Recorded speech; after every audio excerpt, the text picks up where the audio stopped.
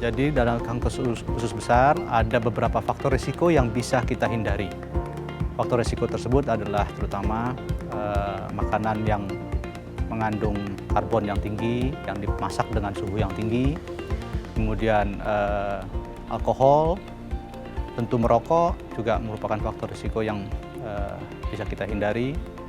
Kemudian kita juga harus berolahraga, jangan hanya sedentary, jangan hanya duduk diam, karena orang yang sedentary mempunyai faktor risiko yang lebih tinggi dibandingkan pasien-pasien yang aktif.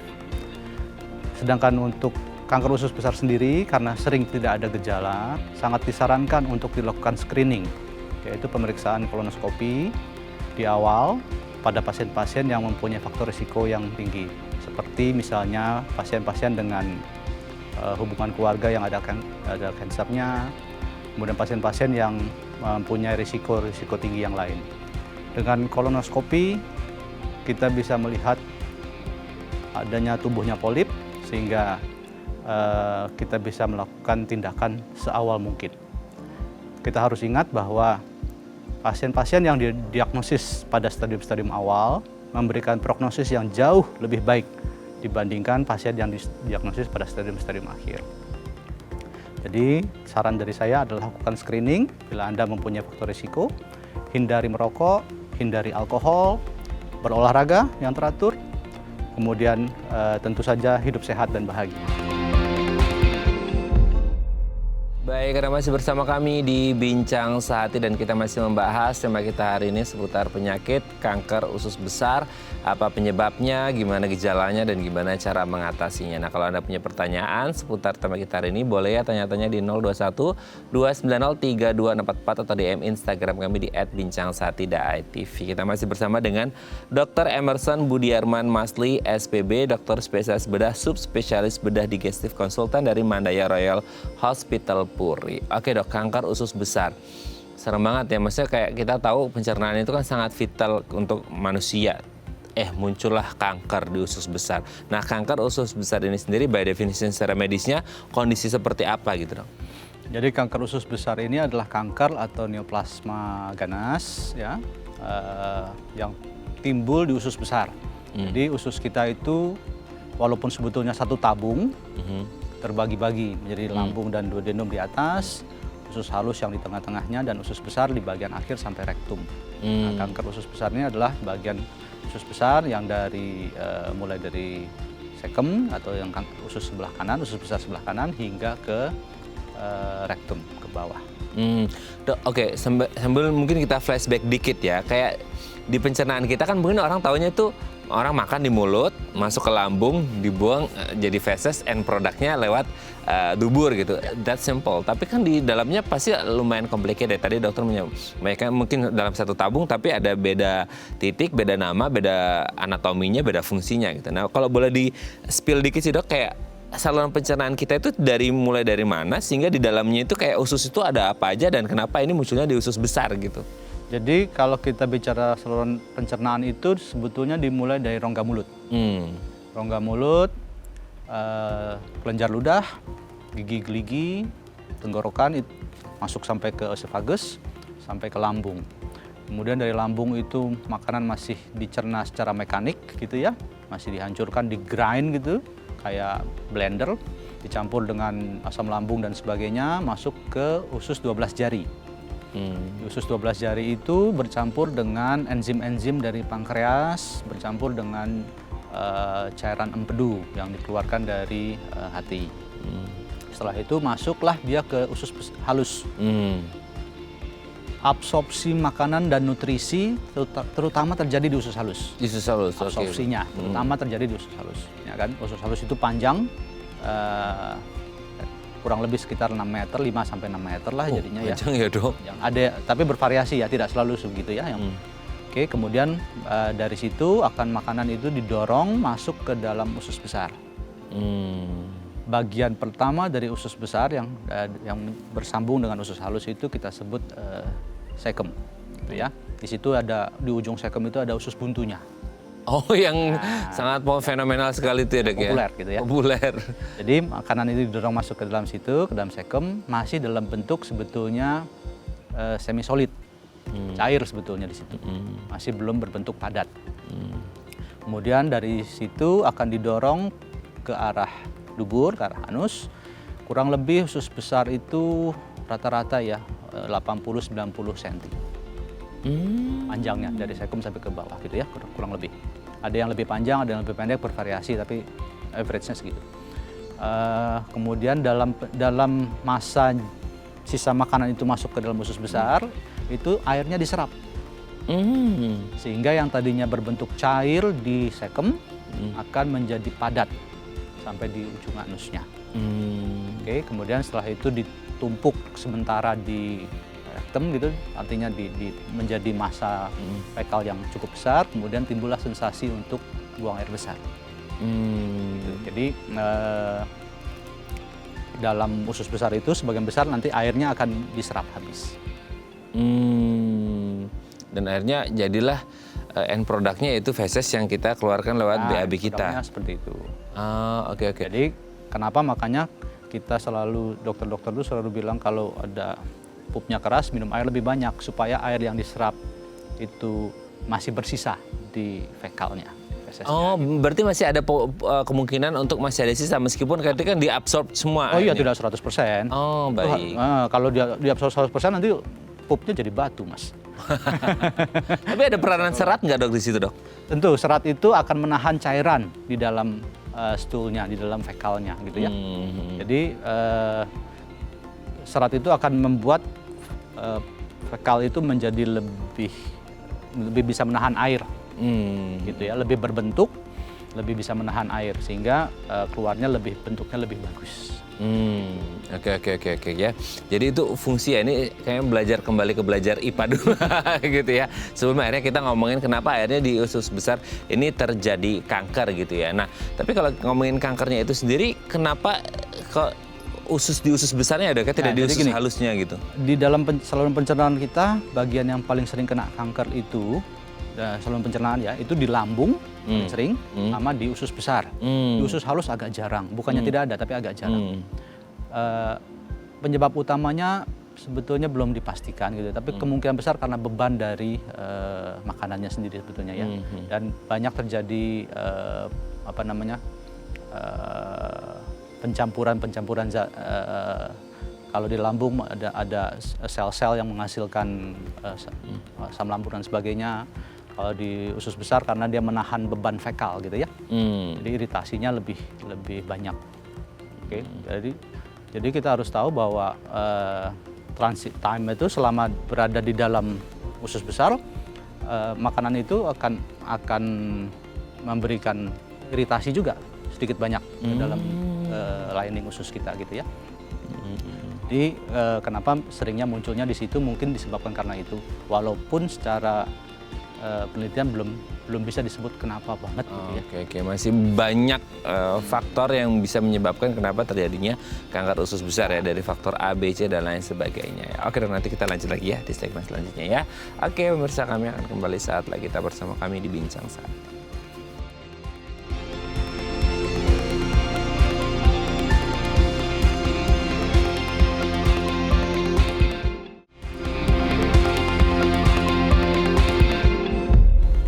Baik, Anda masih bersama kami di Bincang Sate dan kita masih membahas tema kita hari ini seputar penyakit kanker usus besar. Nah, kalau Anda punya pertanyaan seputar tema kita hari ini, boleh ya tanya-tanya di 0212903244 atau DM Instagram kami di @bincangSate.tv. Kita masih bersama dengan Dr. Emerson Budiarman Masli, SPB, dokter spesialis bedah, subspesialis bedah digestif konsultan dari Mandaya Royal Hospital Puri. Oke, Dok. Gejalanya agak susah ya kalau kita ngomongin, nggak tahu ya, mungkin idiopatik ya, atau kayak nggak ngerti ya, kayak banyak faktor yang bisa menyebabkan kenapa orang itu bisa mengalami kanker, tadi sudah disebutkan oleh Dr. Emerson. Nah, sekarang masalahnya kadang-kala itu penyebabnya udah nggak jelas, nggak tahu apa, kadang gejala klinisnya juga orang nggak tahu, tiba-tiba datang ke dokter udah stadium lanjut kan dok, gitu. Masalahnya adalah ketika kita ngomongin kanker sudah di stadium lanjut, itu kan kayak aduh, udah berat nih effortnya gitu. Nah, tapi kalau kayak di awal-awal itu, ada nggak sih dok ciri khas yang kayak ini kayak gejala klinisnya menuju ke kanker usus besar gitu? Mulai pencernaan yang agak rewel lah dan lain sebagainya gitu dok. Sayangnya tidak ada. Dengan mohon maaf, seribu maaf, kanker pada stadium awal sayangnya seringnya silent, tidak ketahuan. Ya itu makanya digalakkanlah yang namanya screening kita nanti kita bicarakan. Tapi pada umumnya pada fase-fase awal gitu ya, kanker itu kanker usus besar ya, tidak memberikan gejala yang berarti. Oke. Ada kalau dia kankernya berada di ujung banget dari daerah dubur gitu ya, sering terjadi diare lendir gitu, morning diare yang keluarnya cuma air cairan kayak lendir gitu ya. Itu juga ada. Ada yang keluar darah gitu ya, keluar darah. Kalau kankernya berada di dekat anus, mungkin darahnya bisa dilihat dalam merah gitu ya. Tapi kalau kanker usus besarnya berada di sisi sebelah kanan atau di sekum, darahnya mungkin tidak seperti yang kita bayangkan darah merah gitu ya. Karena darahnya mungkin sudah bercampur dengan stoolnya, dengan fekalnya.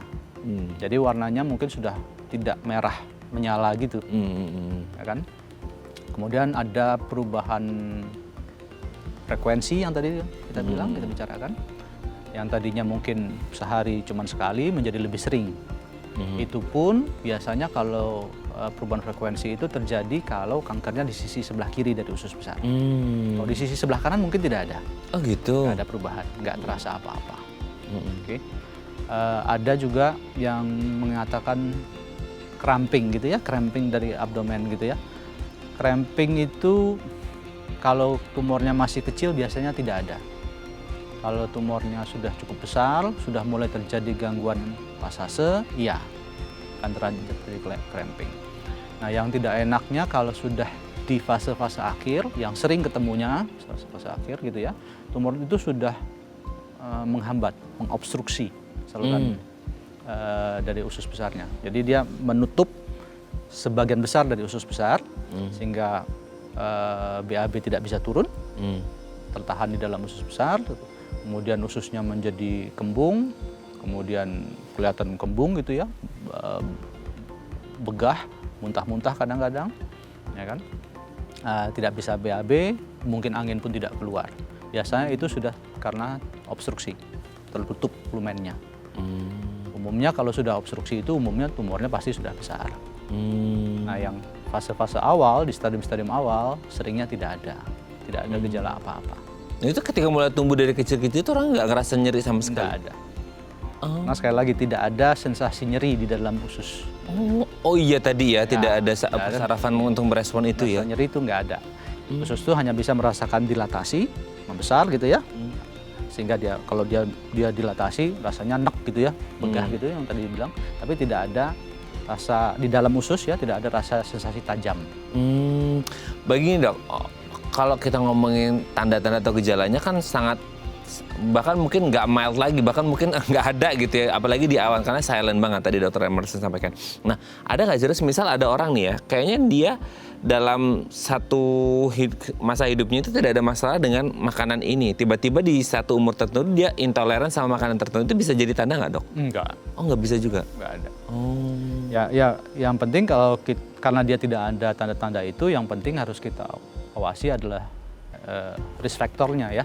Maka tadi faktor-faktor resiko yang secara teoritis memungkinkan atau memberikan kemungkinan timbulnya kanker usus besar lebih tinggi dibanding yang lain gitu ya. Faktor resiko. Tidak berarti dengan adanya faktor risiko pasti terkena kanker, enggak. Makanya faktor risiko namanya ya, bukan faktor penyebab.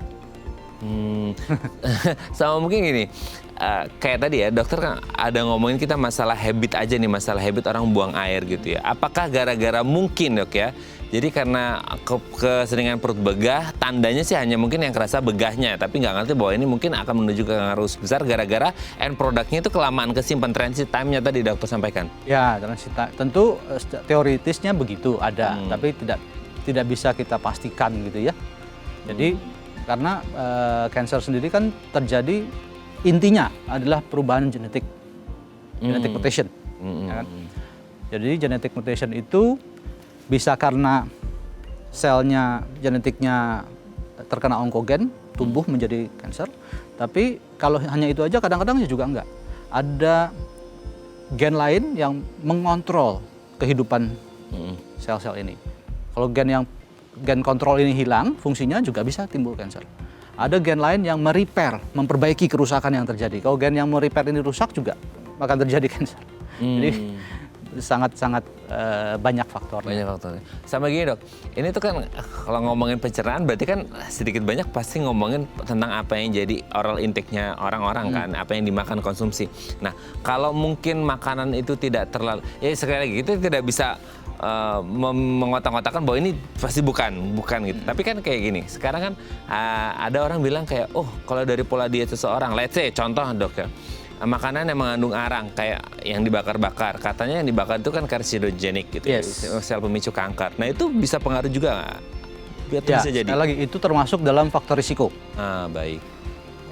Dalam faktor risiko itu artinya kalau orang-orang yang makanan yang dimasak dengan suhu yang sangat tinggi gitu ya, terus terjadi karbonisasi dan sebagainya.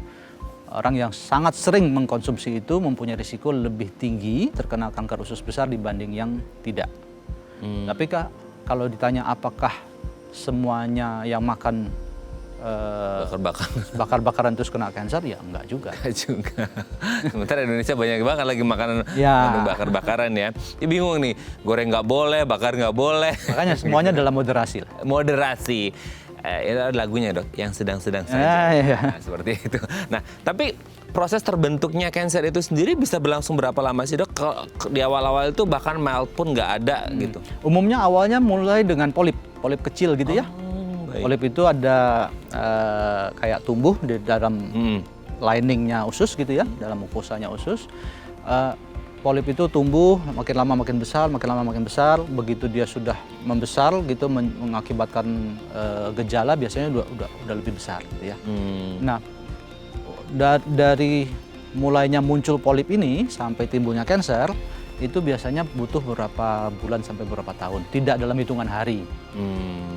Ya, tidak dalam hitungan hari, tidak dalam hitungan minggu enggak. Itu terlalu cepat ya dok ya. Jadi umumnya kalau kita bisa dapatkan pada dia masih dalam bentuk polip dan polipnya bisa dibuang gitu ya, umumnya kita bisa mengatakan bahwa itu masih stadium 1 gitu ya, atau stadium insin itu gitu, jadi tidak begitu masalah. Nah seringnya yang pada stadium yang masih awal ini karena tidak ada gejala tidak ketahuan. Itu dia ya, nggak ketahuan karena nggak kerasa dan lain sebagainya. Tidak ada ciri khas apa-apa, tidak ada simptom dan tidak ada sign, sehingga ya nggak tahu ya, jadi kalau orang nggak tahu nggak salah ya mestinya. Karena nggak ngerasa apa-apa kan, seperti itu ya. Meskipun mungkin ada sesuatu dalam tubuhnya anomali yang nggak mungkin dia sadari gitu ya. Nah pertanyaannya adalah ketika muncul polip yang sangat kecil itu dan akhirnya bertumbuh progresif secara besar, ketika dia nggak kerasa tapi dia mungkin dapat hidayah rutin MCU setiap tahun nih dok. Nanti kita akan bahas segmen selanjutnya, bisa ketahuan nggak itu polipnya, nanti kita bahas ya. Oke pemirsa, kami akan kembali saat lagi, kita bersama kami di Bincang Saat.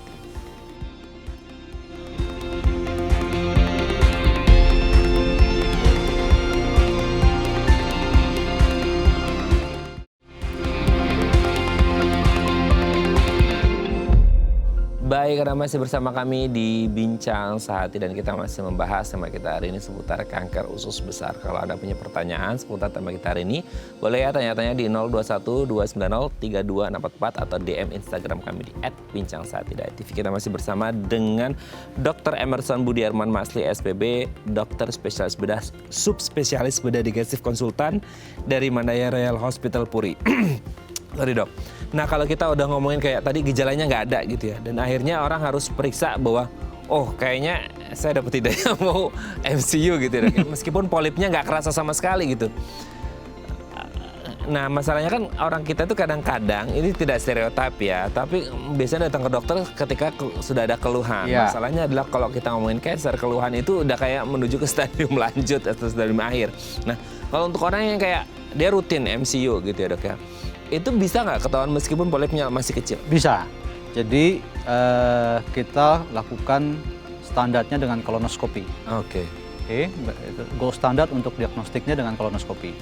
Kalau misalnya belum mau di kolonoskopi karena suatu tindakan medis ya bisa juga dengan pemeriksaan tinja gitu ya, ada fecal DNA test, ada FOBT ya untuk periksa ada darah apa enggak. Tapi tetap standarnya adalah kolonoskopi. Standar ya. Nah, kalau kolonoskopi itu jadi bagian dari MCU umum nggak sih dok? Atau kayak ada beda sendiri nih gitu? Kalau kita bilang bagian dari MCU umum tuh tergantung masing-masing providernya ya Mas ya. Dan paketnya ya dok? Tergantung paketnya ya masing-masing rumah sakit ya.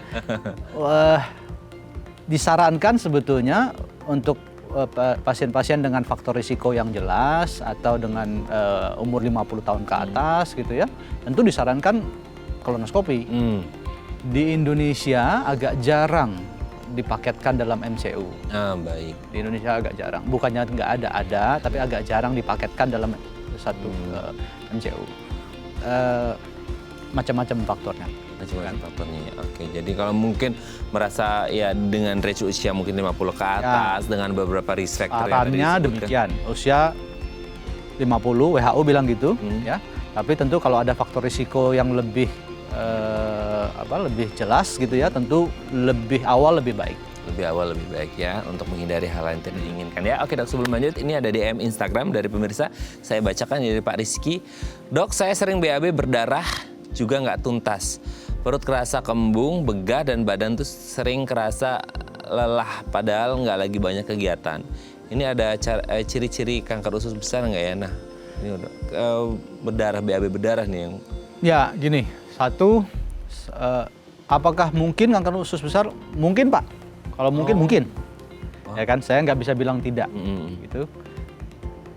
Bagaimana cara tahunya? Seperti kita sampaikan tadi, kita kolonoskopi.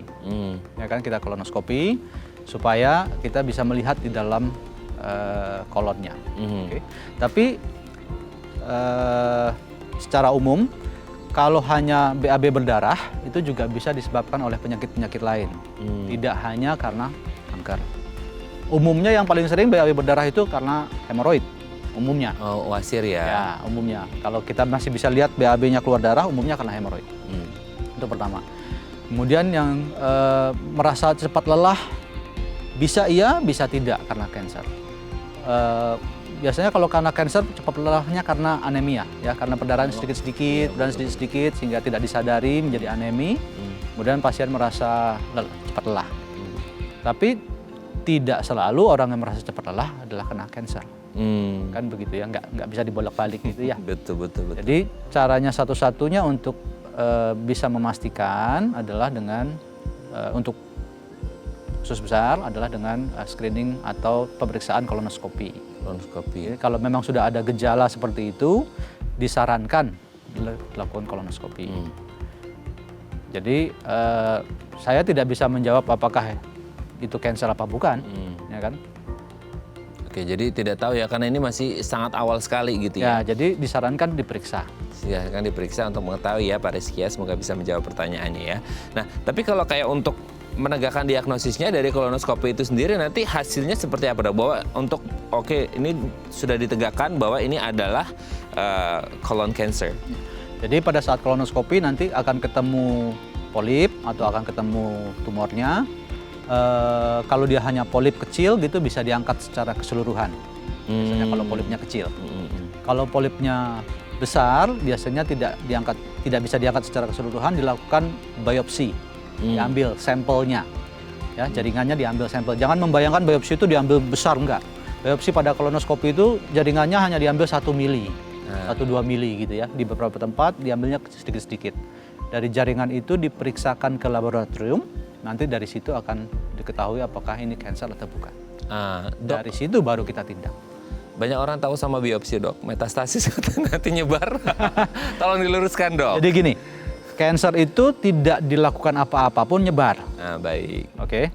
Kalau tidak dibiopsi, artinya tidak ditindak apa-apa, dibiarin aja, dia juga akan nyebar. Oke. Tanpa dibiopsi, kita tidak tahu itu kanker apa bukan. Oke, kalau dibilang terus di biopsi jadi nyebar, ya nggak di biopsi juga nyebar. Atau mungkin orang pikirnya, dok udah ada polip, udah nggak usah biopsi, langsung angkat aja gitu. Kalau dia bentuknya polip kecil bisa diangkat secara keseluruhan, iya. Tapi kalau dalam bentuknya besar, mungkin tidak bisa diangkat secara keseluruhan dengan kolonoskopi, hanya bisa dilakukan biopsi.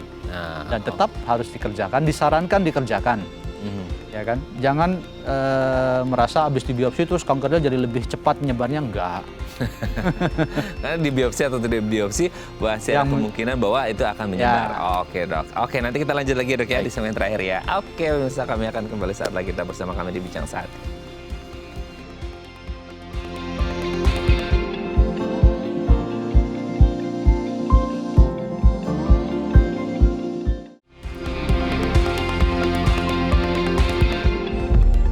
Kita masih bersama kami di Bincang Sehat dan kita masih membahas sama kita hari ini seputar kanker usus besar, masih bersama dengan Dr. Emerson Budiarman Masli SPB, dokter spesialis bedah, subspesialis bedah digestif konsultan dari Mandaya Royal Hospital Puri.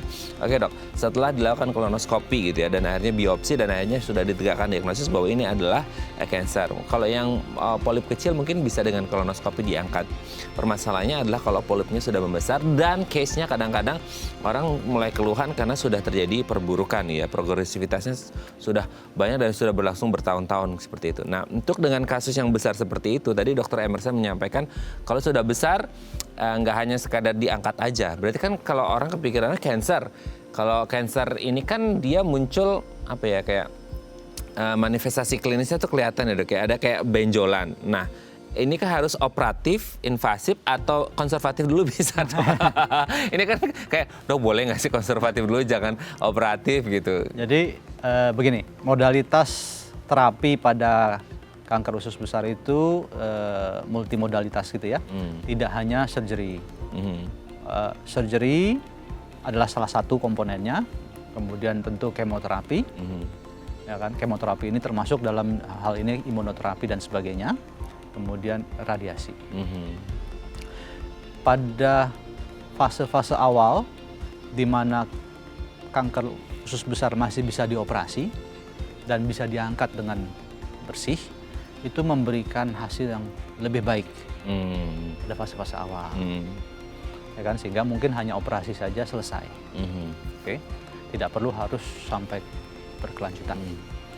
Tapi kalau kanker itu sudah lebih besar, sudah menyebar sampai ke organ sekitar, atau sudah sampai ke kelenjar getah beningnya, mungkin operasi saja tidak cukup.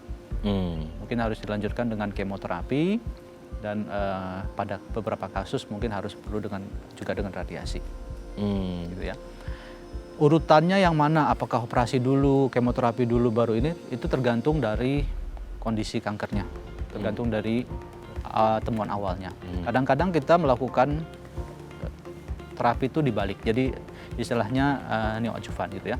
Kita berikan radiasi dan kemoterapi dulu supaya kankernya mengecil. Setelah kankernya mengecil dan bisa dilakukan operasi, baru dilakukan operasi. Jadi mungkin operasi urutannya belakangan, baik. Tidak diletakkan di awal.